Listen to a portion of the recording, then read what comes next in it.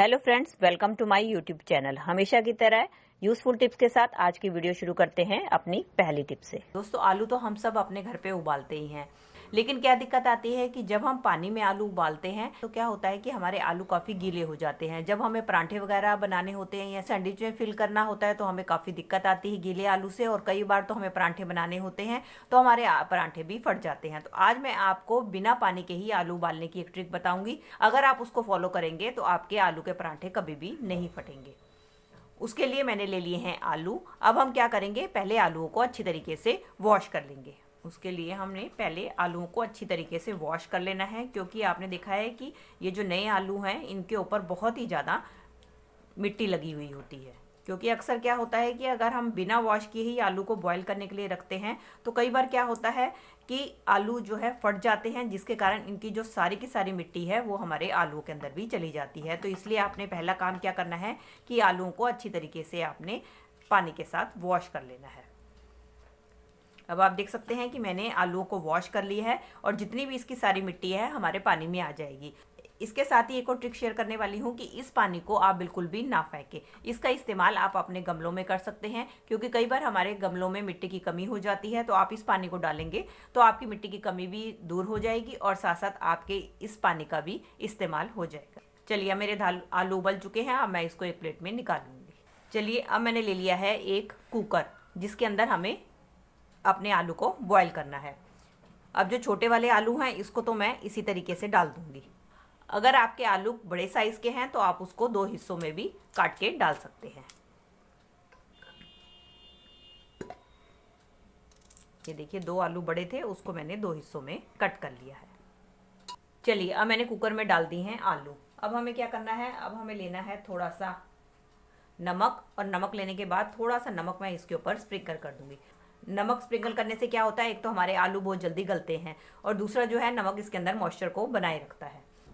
अब क्या करूँगी, उसके बाद मैंने ले लिया है किचन टॉवल। आप कोई भी कपड़ा ले सकते हैं। कपड़ा लेने के बाद हमने क्या करना है, इसको पानी में हमने हल्का सा डिप कर देना है, और डिप करने के बाद अब हम इसको हल्के हाथों से निचोड़ लेंगे। और ये जो आलू है इसके ऊपर हमें इस कपड़े को इस तरीके से बिछा देना है, और इसके बाद अब हम कर देंगे कुकर की लिड को बंद।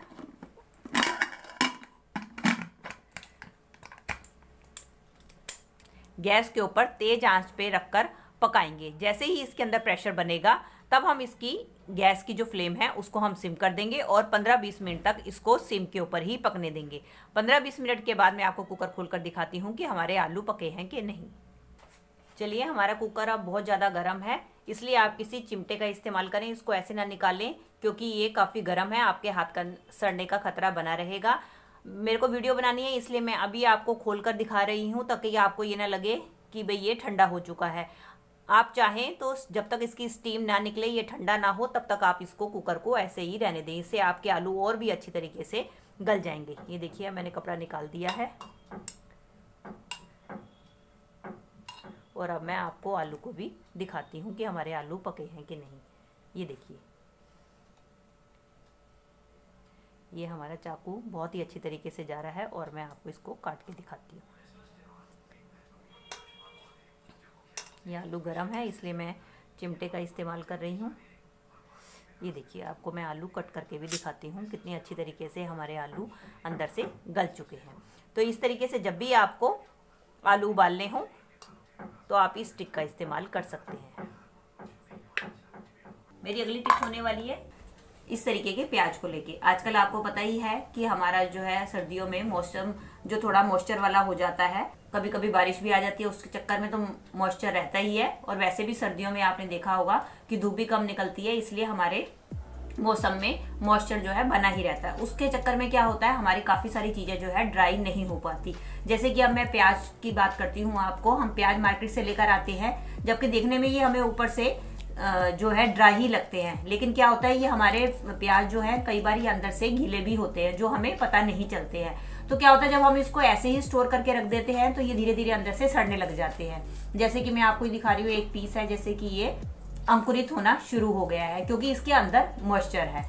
अब ये दूसरा मैं दिखा रही हूँ कि ये देखिए कि इसको अगर हम ऐसे ही रख देते हैं तो ये धीरे धीरे अंदर से गलना शुरू हो जाता है। अगर आप ये देख पा रहे हो तो ये देखिए अंदर से ये गल चुका है। तो हमें इसको इस तरीके से स्टोर करना चाहिए ताकि इसका मॉइस्चर खत्म हो जाए। इसके लिए सबसे पहला काम तो है, आप इसको जब भी मार्केट से प्याज लेकर आए तो आप इसको धूप में रख के कम से कम 2-3 घंटे की धूप दिखा दें ताकि ये अच्छी तरीके से मॉइस्चर जो है इसके अंदर का सूख जाए। और इसके बाद मैं आपको इसको बताऊंगी कि कैसे स्टोर करके रखना है।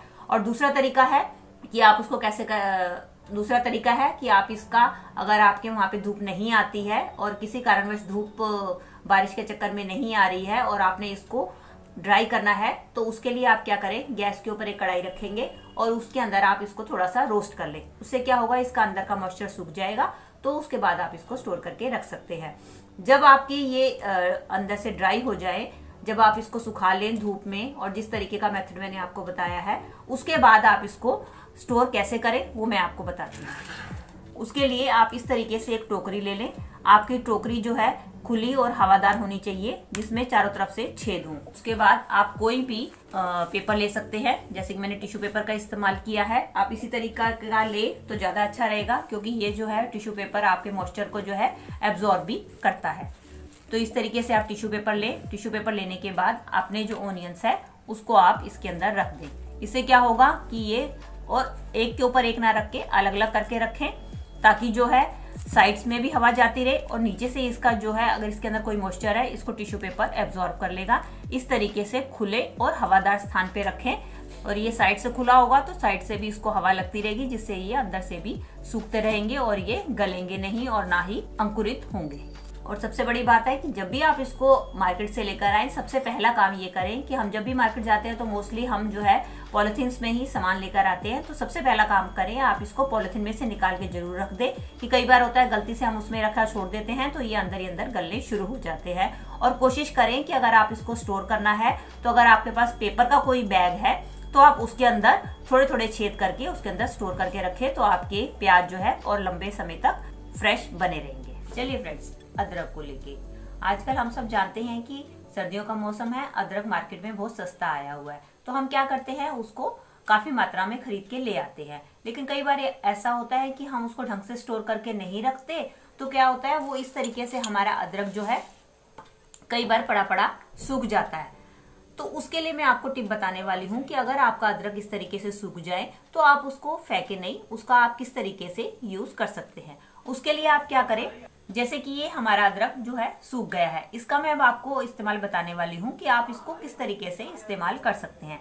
सबसे पहला इस्तेमाल तो ये है कि जब भी आप अपनी दालें स्टोर करके रखते हैं, जैसे कि ये काला चना है जिसमें हमारा बहुत जल्दी कीड़ा लग जाता है, तो आप इसको स्टोर करने के लिए भी इस सूखे हुए अदरक का इस्तेमाल कर सकते हैं।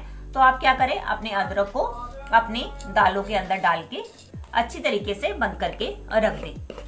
इससे आप देखेंगे कि आपकी दालें काफी लंबे समय तक ठीक रहेंगी और इनमें किसी भी टाइप का कोई भी कीड़ा नहीं लगेगा। चलिए अब सेकेंड टिप में मैं बताने वाली हूँ कि आप इसका इस्तेमाल कैसे करें। उसके लिए आप एक ग्राइंडिंग जार ले लें और उसके अंदर अपने ये जो सूखे हुए अदरक के आपके टुकड़े हैं, पीसीज है, इसको आप डाल के ग्राइंड कर लें। चलिए ये देखिए मैंने इसको ग्राइंड कर लिया है। अब हम क्या करेंगे, अब हम इसको एक कटोरे में निकाल लेंगे। ये देखिए ये हमारे सूखे हुए अदरक का पाउडर बनके तैयार हो गया है। इसको आप दूसरे शब्दों में सौंठ भी कह सकते हैं।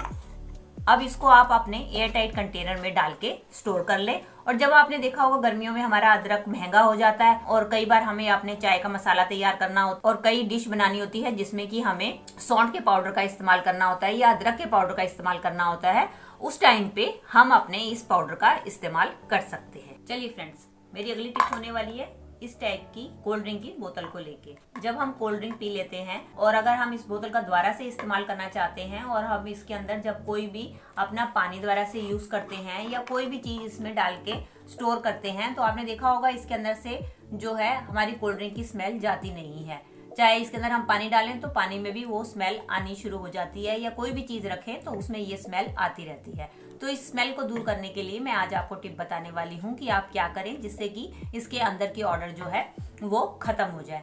उसके लिए आप क्या करें, उसके लिए हम लेंगे टूथपेस्ट।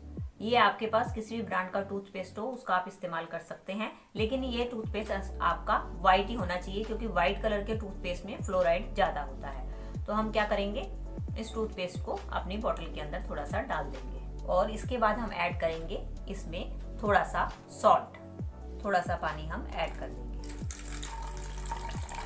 और अब हम इसकी कैप को बंद करके 2-3 मिनट के लिए अच्छी तरीके से शेक करेंगे। शेक करने के बाद आप इसके पानी को निकाल के अब आप इसको अपने डिश जेल के साथ साफ करके इस्तेमाल में ला सकते हैं। इसके बाद देखेंगे आप इसके अंदर से किसी भी टाइप की आपको कोई भी ऑर्डर नहीं आई थी। मेरी आज की वीडियो आई होप आपके लिए यूजफुल रही होगी। दोस्तों, इनमें से कोई भी टिप आपके लिए हेल्पफुल रही है तो वीडियो को लाइक, शेयर एंड कमेंट कीजिएगा और इसी तरीके से मुझसे जुड़े रहने के लिए बेल आइकन के साथ मेरे चैनल को भी सब्सक्राइब कर लीजिएगा। मिलती हूँ नई वीडियो के साथ, तब तक bye bye and thanks for watching.